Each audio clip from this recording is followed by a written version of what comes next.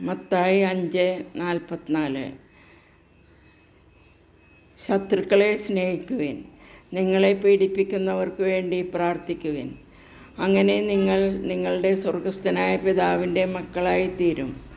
അവിടുന്ന് ശിഷ്ടരുടെയും ദുഷ്ടരുടെയും മേൽ സൂര്യനെ ഉദിപ്പിക്കുകയും നീതിമാന്മാരുടെയും നീതിരഹിതരുടെയും മേൽ മഴ പെയ്യുകയും ചെയ്യുന്നു.